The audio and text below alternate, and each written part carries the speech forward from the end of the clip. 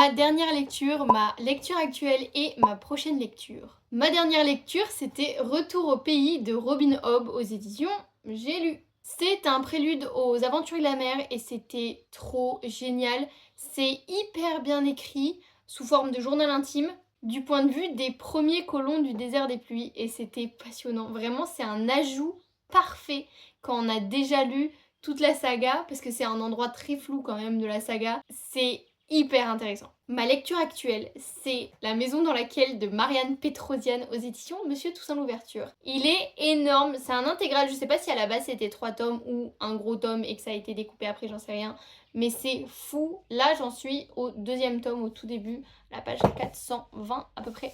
C'est trop super.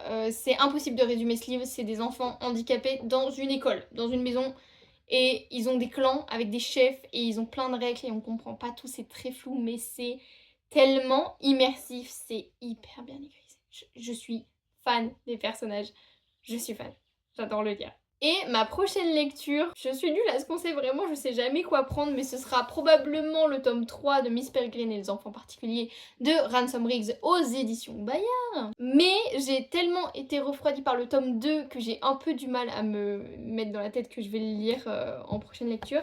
Sinon, c'est pas du tout un vieux livre de ma pile à lire, mais j'aimerais beaucoup lire Picking Daisies on Sundays de Liana Cincotti que j'ai en VO, que j'ai acheté en Écosse, donc c'est aux éditions Orion. J'avoue que ça fait longtemps que j'ai pas lu une romance et j'aime bien les romances, j'aime bien les lire en anglais en plus alors. Et maintenant en fait c'est du fake dating et depuis l'effet boule de neige je suis trop fan de cette troupe. Donc voilà, potentiellement que ce sera aucun de ces deux là, je ne sais pas, mais on espère. Bisous.